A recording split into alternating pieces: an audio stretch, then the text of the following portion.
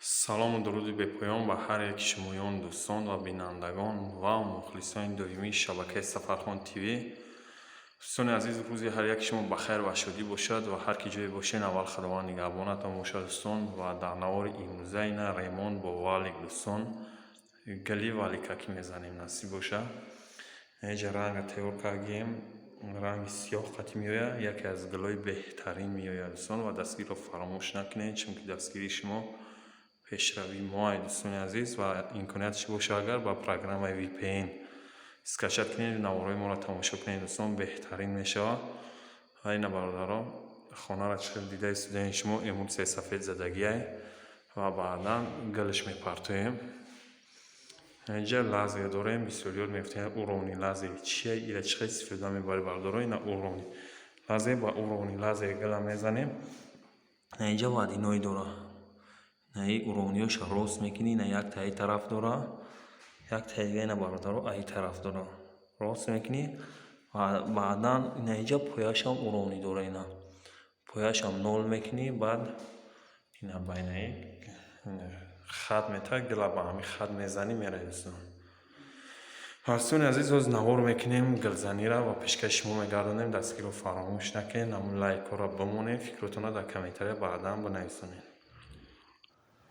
این دوستان عزیز خیلی گفتیم با لازر راست میکنیم بعدا گل میزنیم این خط لازر میتوه سرخیش کاجی ریاد لازر خطی راست کنیم با خوبتر و بهترین میشه. یکی وجه ما مختش دیگه میدونیم که جدا گل خطا کنیم که جدا گل گرفتک با همین خاطر ما 3-4 یاد پس همون جایی که نیتو مگه اونجا شال از خطی راست میکنیم بعدا گل میزنیم یا که جایش که رو کجاله اومده نیتو اومد اونجا راست میکنیم عدالشش دیگه اشتالو که راست میروه و هر یک شما میتونین هم خیلی لازم خریداری کنیم بعدا با همین لازم گل پارتوین دوستان و با لازر بسیاری کارا را کردم میشه و این منوی گلانه با اورونی لازر در همین سترویکا بسیاری کارا را کردم میشه میتونین ریمون کنیم پتالوگ یا که پلاسا ببرین یا پلیتکا بزنین فرق نداره دیل خوریمون تا با لازر میتونین شما بزنین. دوستان عزیز این کولریمون 67 نمرش کولری 33 رنگی طریق گیزاله بعد هم نیست 30 کم طرق برنگ چوبه با او خاطره که خاندار هم خیلی ویبر کابد سویتی گلا با همین خاطر پادوب یا مو ویبری خاندار گل پارتوفت سیم سویچه و بعدا لکش میزنیم لکزنیش هم در آخری نوار هست دوستان و سرز لکزنی اگر بخواین خواه بردار شدن دوستان یا که طرز سیو کردنش نمیفهمین دیل خواه لکی دکراتیو یا طرز تیو کردنش دوستان در کانال در نواری پیشینه هسته میتونین در اومده تماشا کنین و برای خودتان یاد بگیرین. و دوستان عزیز وقتی همین اوگل دا میوین حتما اول یا ریت اوگل دا بزنین بعدا باین ایده بزنین اگر کمتره کم بمونه باید طرفی والیک میزنیش اگر نرمالی بمونه هم خیلی یا ریت گل و زود جا میگیره میزنیش کمتره تنگتر میامونه که طوری های نظامه نیای و بعدا میتونین دوستان نمی خیل لازر قطی 4 اوگلا روست کنین بعد گل پارتوین 4 اوگلا حتما لازر قطی روست کنین اگر کسانی که لازر نداشته باشه میتونه یا اوگلی دیوالا 5 سانتیمتر بمونه خط بکشه بعدا قلم قطی خط بکشه تو تارا با اورونی دستی روست کنه قلم قطی خط بکشه بعدا تنه به تنه گلو را جاوس بزنه برای شوف نتا اگر گلو بهترین میوید با اون خاطره که شوف نتا گلو راست میوید اگر شوفتا گلو نیتو میوید بور گرفتگی بور یا پرا میاد با همین خاطر 4 اوگل اول وادینوی اورونی قطی روست کنین خط بکشین بعدا جاوس هم خیلی زده برین دوستان.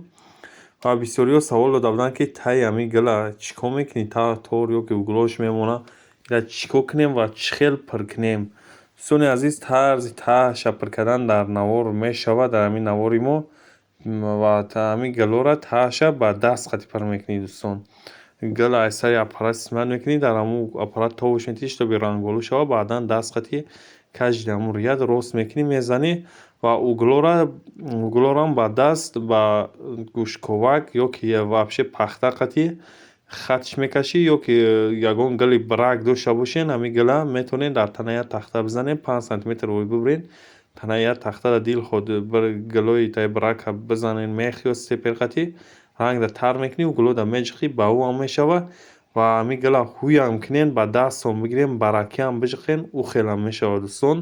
ва чӣ хеле ки шумо дар маъқулиам хел метавонед ӯ гулӯро пур кинен. Ай ҳама дар хубаш як гӯшковака бигирен тар кинен рангда ӯ гулӯро ба даст хат бикашен. ӯ хубае ки ё ки точкаш монен ӯ беҳтарин меояд ба ӯ хотире ки низамедӣ меояд дӯстон. Ба ҳамин хотир ва дӯстони азиз ин мо барои чи ай параи дар азем ай параро назем ба он хотире ки ай ӯ гилзем то тори дара омадем ай тарафам задем то лави дара то танаи дара омадем ҳамин ӯ гуло ҳисоби рост набуданашон грета 4-5 сантиметр то 10 сантиметра кусок мебурояд. Ба ҳамин хотир мо хостем ки ҳаминро дар лави дар ё ки тори дардам кусоки мондагиро бибурорем. Ина дӯстон чӣ хеле шумо дида истодаен ина гил кусокиш дар бари ҳамин буромад грета 1-2 сантиметр вори монда кана даст хати ба аппарат пуша маҳкам мекунем. ва баъдан ина дӯстони азиз ба дастхати ранг дар дастаи аппарат тов дода тар кардесем гила ранголу кесем. Баъдан дастхати таҳтавои девола пир кардесем ӯ гулоша иҷа пир накем ба ӯ хотире ки ӯ гули девола пир намекунӣ даи гил ӯ гилша пир намекунӣ. Ба ҳамин хотир ӯ гулоша маҳкам накем гирд ва наша ва кругша ина дастхати пир кардесем. Шумо ҳам метавонед ҳамхел баъд гилзанӣ дастхати пир кунен бирен як лав. ина чӣ хеле дида истодаем мо дастхати хунон тов дода ранголу карда дастхати задесемш.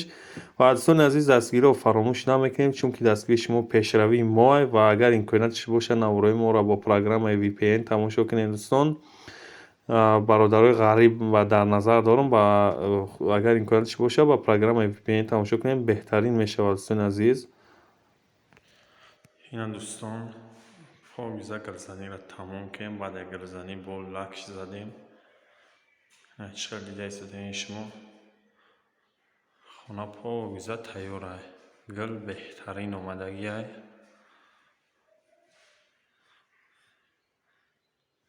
пони тайёр шуд хона лак задагӣ зарҳалам задагиай зарҳали майдадона задагиай. ҳозир ина кам кам метова катадона неву майдадона бар бигирӣ ялтас чӣ метава ина блистиш кам кам метова бар ва фикрахтаехтона бинависонед дӯстон дар комментария беҳтарин мешавад.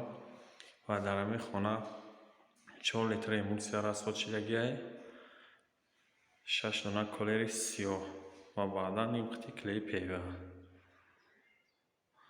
1 сатели 2.5 киловат декоративни лакам расход шудагиай дӯстон. ина хона повиза тайёр шуд гилзагӣ пони ремонт дӯстони азиз. ҳайнай бар бигирӣ зарҳал метова ина ҳай бар зарҳали майдадона задагиай.